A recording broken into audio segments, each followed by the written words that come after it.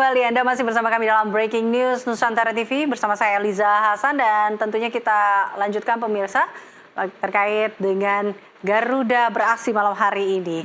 Dan Breaking News akan hadir sampai malam nanti, tentunya menanti Garuda beraksi menjamu China sampai pukul 21.45 waktu Indonesia Barat di Stadion Utama Gelora Bung Karno.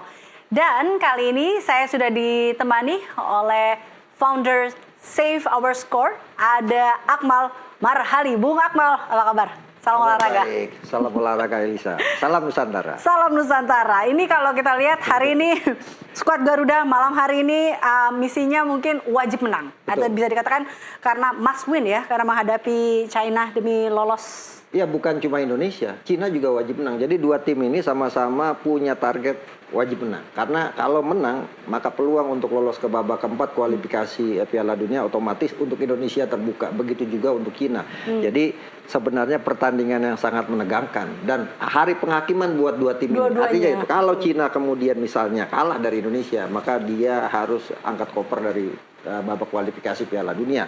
Nah, kalau Indonesia menang, maka Indonesia akan lolos ke babak keempat. Jadi pilihannya now or never, atau istilahnya adalah sekarang atau tidak sama sekali gitu untuk Indonesia. Dan saya pikir ini momentum karena kita tuan rumah. Kemudian yang kedua juga sebenarnya Cina juga datang dengan skuad yang tidak komplit. Mereka hanya membawa 25 pemain, bahkan kalau pemain naturalisasinya cuma 2, Browning dan juga Serginho. Sementara yang mencetak gol di partai pertama Ibrahim Abu Waili tidak dibawa karena cedera, begitu juga Elson, Alan dan Fernandinho juga tidak dibawa, dan ini adalah gambaran bahwa Cina dalam situasi yang tidak baik-baik saja. Tapi ini namanya Cina, Elisa, kan. Kalau kita ada filosofi yang harus kita ingat, utlubul ilma walau bisin gitu kan, carilah ilmu sampai negeri Cina gitu. Artinya Cina walaupun kondisinya tidak baik-baik saja jangan pernah dianggap remeh. Nah itu dia, apalagi tadi misinya sama. Betul. Harus menang dua-duanya.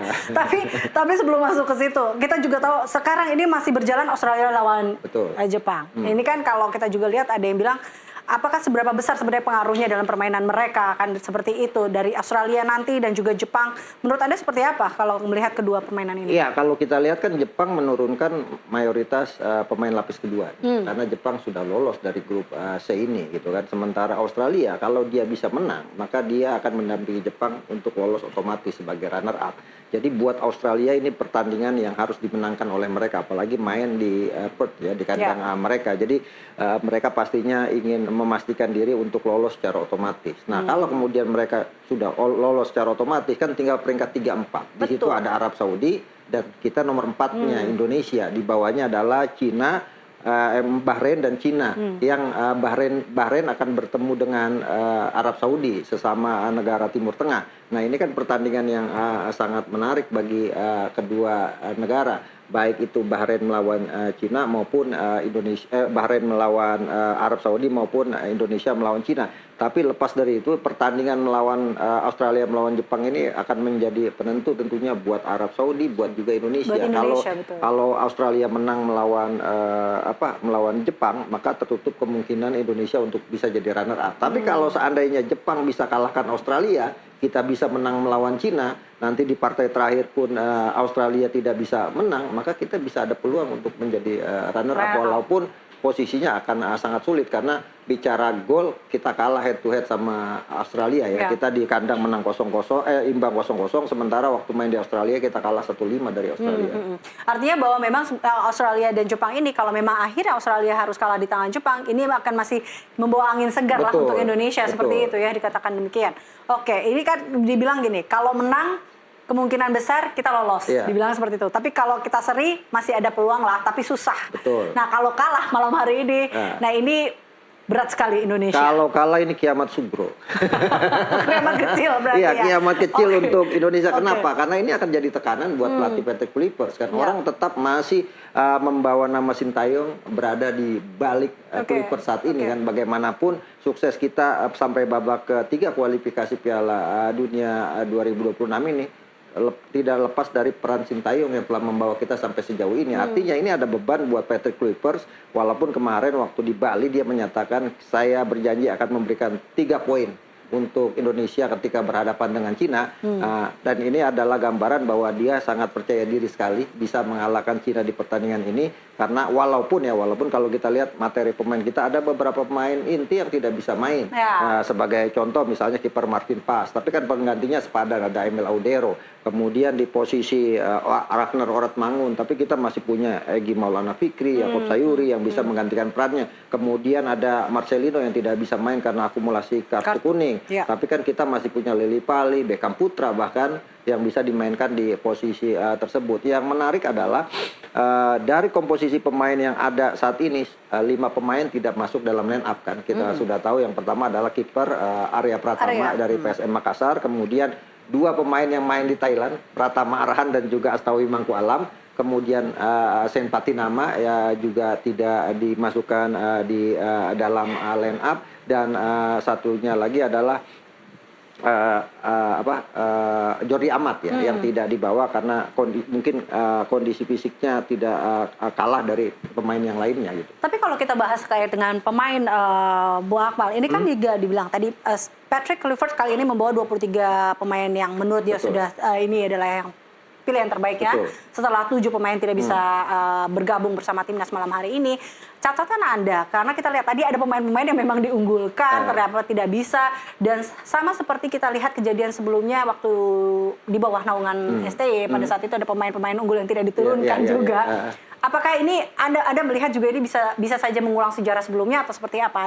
Atau melihat optimisme dari Patrick sendiri yang dia yakin akan menang malam ini? Saya tertarik Elisa, dari 11 pemain yang diambil dari Liga 1, Liga lokal ya, 10 dibawa masuk line up 23. Ini artinya sebuah kejutan yang sangat luar biasa. Hanya Arya Pratama, kiper keempat yang tidak disertakan. Selebihnya masuk dalam line up-nya dari Patrick Kluivert. Ini kan sebuah perubahan yang sangat signifikan, di mana Kluivert memberikan kepercayaan penuh kepada pemain-pemain yang tampil di Liga 1 ya. Walaupun ada juga pemain Indonesianya seperti Pratama Arhan, Asnawi Mangku Alam bahkan yang berpengalaman. Pratama Arhan adalah pemain dengan cap terbanyak di timnas saat ini dengan 54 cap. Tidak dimasukkan dalam line up. Asnawi adalah kapten sebelumnya sebelum diambil alih oleh Jay Inges. Tidak dimasukkan dalam line up. Ini menggambarkan bahwa siapapun yang kondisinya kalah bersaing dalam persiapan menuju pertandingan H-1, maka siapapun namanya, siapapun dia, punya nama besar, punya harga pasar tinggi, kalau tidak siap maka tidak dibawa. Ini menggambarkan bahwa semua dalam posisi sama rasa, sama rata untuk membawa tim nasional kita ini bisa memenangkan pertandingan melawan Cina. Nah ini kan Arhan biasanya identik atau terkenal dengan pemain dengan lemparan. Betul. Nah, ini siapa nih kira-kira yang? Ya, tapi kan kalau di posisinya Arhan kita lihat banyak saingannya, ada Calvin Verdo, ya kan, ada Dan James, kemudian juga bahkan Nathan Choaon bisa main sebagai bek kiri, sebenarnya sangat padat. Termasuk ada Yance Sayuri juga di situ kan. Yang menarik ini 2 bersaudara Yaakob dan Yance yang dibawa. Yance di kiri, Yaakob di kanan. Ini kalau seandainya dua-duanya main, ini akan sangat menarik. 2 saudara kembar main bersamaan di kualifikasi Piala Dunia, pasti akan menjadi headline mungkin di beberapa media dunia ya, bahwa ada 2 pemain kembar yang main berbarengan ketika Indonesia melawan Cina. Ya, si kembar yang melawan akan membela Garuda. Membela Garuda melawan negeri Panda. Oke, baik. Tapi juga saya masih kembali ke kalau kita mungkin evaluasi lah ya dari permainan kita sebelumnya. Kita sempat kalah melawan China pada saat itu, masih di bawah pelatih Sintayong. Ini dikatakan karena ada yang bilang bahwa kita overconfidence pada saat itu. Terlepas dari kita tidak diturunkannya pemain-pemain yang diunggulkan pada saat itu. Nah, overconfidence ini kan mental. Nah, apalagi ada pemain-pemain Anda katakan di 11 pemain ini ya mungkin emang sudah bertanding di sebelumnya, tapi mental ini kan Mas Piala Dunia ini beda tentunya, Bung Akmal. Dan yang harus diingat bahwa ini bukan kemudian mau membuka luka lama. Ketika kita kalah 1-2 dari Cina, ada konflik internal di dalam tim yang sehingga membuat kita tidak tampil maksimal. Bahkan tadi pemain-pemain utama yang disebutkan oleh Eliza di bangku cadang kan, termasuk Tom Hey kan, baru main di babak kedua dan akhirnya cetak gol. Kemudian ada beberapa pemain waktu itu bahkan ada ban kaptennya yang dicopot diganti gitu kan. Dan itu kan sejarah masa lalu yang kemudian harusnya kita jadikan pelajaran buat kita pertandingan kali ini di kandang kita, setidaknya kita refund dan kita memenangkan pertandingan ini gitu. Jadi konflik masa lalu yang terjadi ketika berhadapan dengan Cina itu harus ditinggalkan. Makanya saya kan Patrick Stephen Kluivert sekarang kan PSK. Pastikan semua kondusif. Nah, itu yang harus dipastikan. Kalau dulu kan jargonnya Sintayong STY, selalu tetap yakin. Nah, sekarang pastikan semua kondusif, pastikan semua kompak. Nah, ini yang harus dijaga. Kenapa? Karena Cina ini berbeda dengan tim Indonesia, itu agak sulit ketika berhadapan dengan tim ras kuning. Gitu, Jepang, Korea, Cina gitu kan, karena mereka bermain sangat agresif gitu kan, berbeda dengan melawan tim-tim Asia Barat atau Timur Tengah gitu kan. Indonesia masih punya kemampuan untuk bersaing di situ, tapi melawan ras kuning beberapa kali kita akan selalu kesulitan. Sebagai contoh adalah melawan Cina, 18 kali pertemuan kita berhadapan dengan Cina, kita hanya mampu menang 3 kali. 3 kali imbang, 12 kali kalah. Mencetak 17 gol, kebobolan 41 gol. Artinya kan kita inferior terhadap Cina gitu. Bahkan kemenangan kita terakhir melawan Cina itu terjadi pada 1957. Kualifikasi Piala Dunia ketika itu kita menang di stadion Lapangan Ikada. Lapangan Ikada 2-0 lewat gol Andi Ramang. Tapi setelah itu ada sejarah sama 2002, kita kalah 2 kali melawan Cina di kualifikasi Piala Dunia.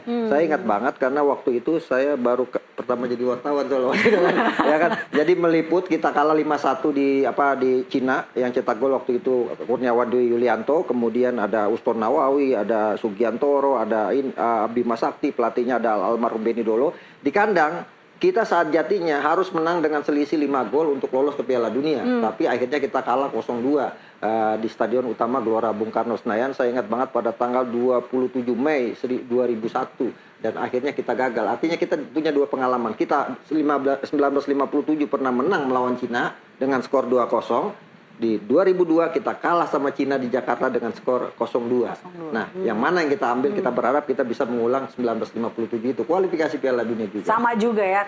Nah, ini tapi kalau kita berbicara mengenai bagaimana kita harus mengambil kesempatan itu kembali.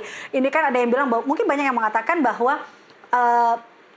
China ini kalau pada saat kita melawan China mungkin tidak akan seberat kita melawan Jepang, kita tidak seberat melawan Australia. Harusnya di atas angin. Tadi kita mungkin hari ini percaya diri tidak hanya datang daripada pemain, tapi seluruh masyarakat Indonesia pun percaya diri bahwa kali ini kita pasti menang. Nah, Anda melihat dari mungkin sisi pemainnya, sisi strateginya, China sendiri juga seperti apa dibandingkan dengan saya coba mengambil mungkin seperti itu. Saya coba mengambil filosofi perangnya Sun Tzu dari Cina kan. Kenali dirimu, kenali lawanmu, 1000 kali kau berperang, 1000 kali kau menang. Artinya filosofi Cina ini yang harus kita ambil untuk mengalahkan Cina kan. Kita harus kenali kekuatan kita, sebagus apa kekuatan kita dan kelemahan kita sejauh mana gitu. Ini juga yang harus dipelajari oleh Kluivert. Jangan sampai tadi kata Elisa kita overconfidence, merasa didukung oleh semuanya, kita tuan rumah, kita didukung supporter, kebetulan malam ini malam takbiran gitu kan. Ya kan? Sehingga kemudian orang bersemangat sekali, besok mau ada kurban dan sebagainya, sehingga orang semua berharap euforianya dapat puncaknya malam ini. Tapi kalau itu kemudian kita overconfident, maka sangat berbahaya. Cina, kita lihat main mereka kan kemarin simpel sekali. Kalau di partai pertama lalu kita kalah 1-2, kita menguasai jalannya pertandingan. Bahkan semua lini kita kuasai. Tapi Cina hanya dengan 2 kali serangan balik, mereka bisa cetak 2 gol. Itu yang pertama, ketika itu kesalahan dari Sen Patinama ketika harus membuang bola, tapi kemudian bolanya bisa diambil pemain Cina. Yang kedua adalah defense yang terlalu tinggi dari Jae In-cheon dan juga Mesilger ketika itu, yang kemudian bisa dilewati oleh Yuning sehingga kemudian menjadi gol. Artinya ini PR yang harus juga dipahami oleh Patrick Kluivert gitu. Jangan sampai kita mengulangi apa yang sudah kita alami juga. Kita kalah 1-5 dari Australia ketika kita bermain sangat ofensif gitu kan. Bung Akmal, tahan dulu nih. Kita mau lihat bagaimana sebenarnya keseruan dan tadi semangat para supporter kita di GBK. Kita kembali ke Jurnalis NTV, ada Hasbi Allah. Hasbi. Silakan Hasbi.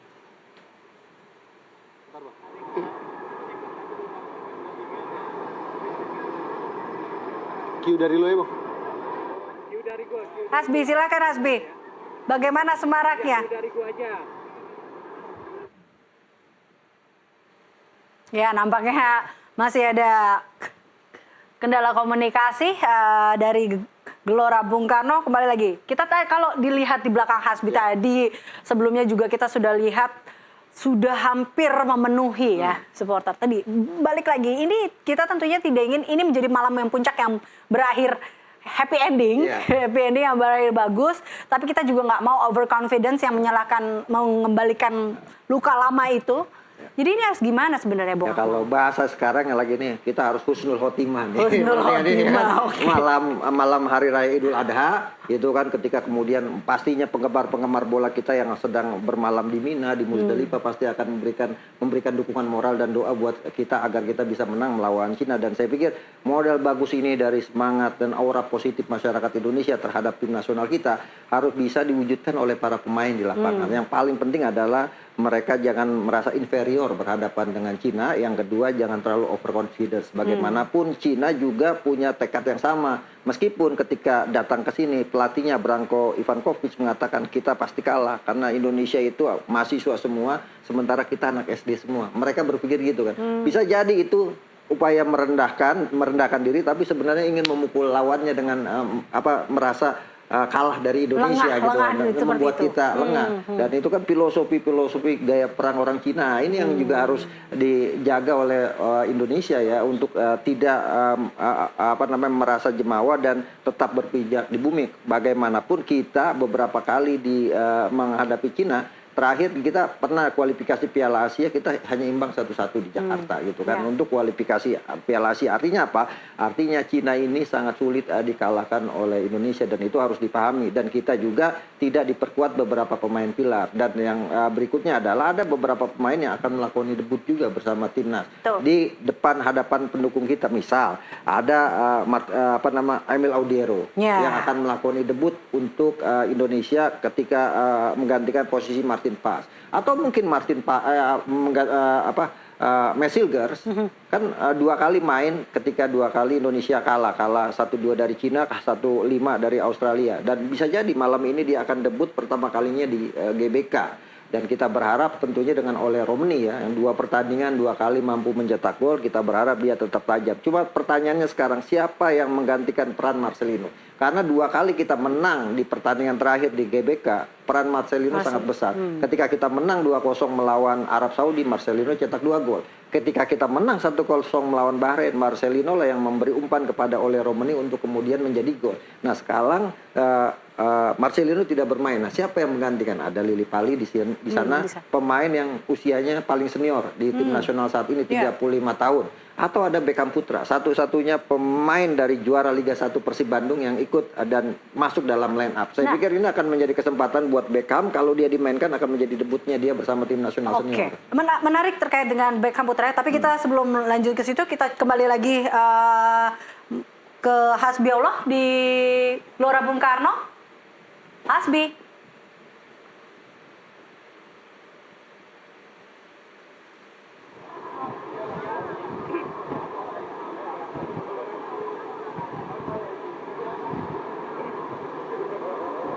Ya, Hasbi. Mati mental zoomnya. Give it. Ya baik Eliza, sejauh ini penonton sudah sebagian masuk ke wilayah Stadion Gelora Bung Karno Jakarta. Tadi kita juga sudah live sama Eliza dan teman-teman yang ada di redaksi serta pemirsa yang ada di studio. Kali ini kita sambung lagi live-nya. Sebenarnya tadi saya ingin bawa Eliza dan juga pemirsa ini berbincang dengan salah satu pemain tangguh kita, bek tangguh Indonesia. Sudah ada di sebelah kiri saya ini, Jai Inses. Tapi KW-nya ya, ini. Ini dari Citayam. Halo Bang. Halo. Selamat malam Bang. Ini bawa apa nih? Ingin ketemu Jai Inses, nanti ingin bawa apa? Terus ini apa sih tulisannya Bang? Boleh ceritain nggak nih? Ini harapannya malam ini bawa pulang 3 poin untuk timnas Indonesia. Terus besok 3 kilogram daging kurban. Daging kurban karena besok lebaran ya. Coba tunjukin Bang, ke kamera Bang. Nah ini ada foto sama Bang Jai. Nah Abang sejauh apa dan juga sedekat apa si Jai Inses ini sebenarnya ngeh nggak sih Bang sama Abang gitu? Udah notice Jainya, udah notice. Jadi setiap pertama kali itu nyamperin, 2-3 kali juga udah nyamperin. Nyamperin ya. Bang, apa aja yang sering dikatakan Jai kepada Abang? Nanya apa kabar. Nanya apa kabar aja. Nah Bang, ini kan Abang effort dari atas nih, dari rambut, terus kemudian baju, lalu sampai ujung kaki sepatu, ikutin gaya Bang Jai. Nah Abang sebenarnya udah habis modal berapa? Apakah memang sudah balik modal nih dari iklan-iklan dan juga endorsement? Nah, udah balik modal dan juga ada beberapa yang di endorse sama brandnya. Cerita dong. Ya, ya alhamdulillah sih sejak kedatangan Jai kehidupan lebih baik. Bang, ini ada momen gak cerita ketika main di Gelora Bung Karno, terus kemudian cerita-cerita unik apa Bang yang Abang punya ketika udah banyak yang ngerasa Abang tuh mirip sama Jai? Ya paling kayak biasa ya, orang liatin minta foto ya, karena mirip Jai. Nah, ya, terus kedepannya apa yang ingin dibangun nih Bang? Apakah memang nanti mau besarin sosmednya? Atau mungkin dari job yang sekarang akan jadi content creator? Atau cari-cari tambahan dari jadi content creator atau gimana Bang? Ya paling kita nyari-nyari tambahan dari konten kreator dan nanti ada mau ngebangun program sih gitu, tentang timnas Indonesia, nggak jauh dari JICS. Bang, terakhir Bang, Indonesia ini akan bermain melawan China. Kalau kita kalah, kesempatan kita makin sedikit. Nah, kalau Abang gimana nih ekspektasinya timnas main hari ini gimana? Kalau kata kembaran saya, we believe, kita harus percaya Indonesia 3 poin malam ini, besok 3 kilo daging kurban. Ada salam nggak khusus buat Bang Jai nih terakhir? Salam, selalu semangat dan kompak untuk timnas Indonesia. Untuk pemain-pemain lainnya gimana? Pemain lainnya aman sih. Tadi ada Bambang Pamulang, kemana Bambang Pamulang? Kita ditinggal Bambang Pamulang. Oh, Bambang Pamulang ada syuting di tempat lain. Oke Bang Jai, terima kasih banyak atas waktunya. Sukses selalu ya. Semoga makin banyak nih iklan-iklan dan endorse lain. Amin. Siap. Makasih Bang Jai. Siap. Nah itu tadi Eliza keseruannya sampai ada Jai Incest KW gitu, from Citayam, bukan from Venice ya. Dan kemudian ini crowdnya kalau dilihat, ini antrian dari supporter Cina yang ada di belakang saya. Kemudian kalau bagian supporter Indonesia yang ada di sana, jadi memang dipisahkan. Mereka juga sudah masuk tadi daripada pukul 5 sore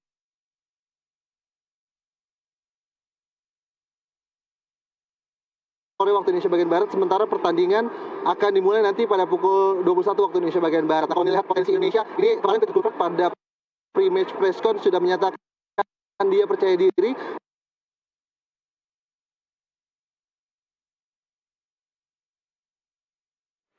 Iya, Bung Akmal tadi ya. Kita lihat ada JICS Citayam sama Bambang Pamulang udah pulang kebetulan tadi katanya.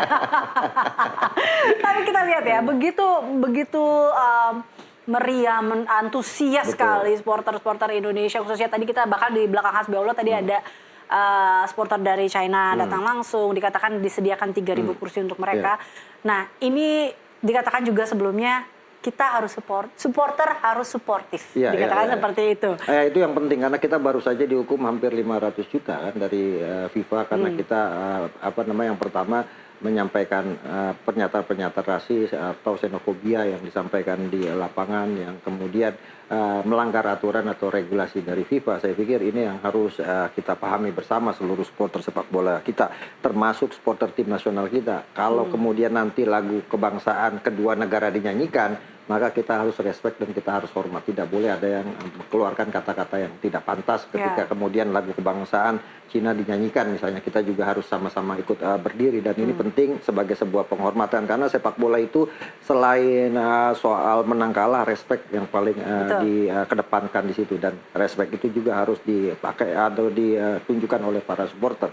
Jadi kita berharap hukuman yang kemarin sekitar 400 juta rupiah kita mendapatkan sanksi dari FIFA karena xenofobia yang kita lakukan. Kita berharap di pertandingan ini kita menunjukkan bahwa kita adalah bangsa Indonesia, bangsa Timur yang beradab, yang berakhlak. Ya, itu dia. Apalagi besok mau lebaran ya, dapat 3 kilo kalau kata di JICS.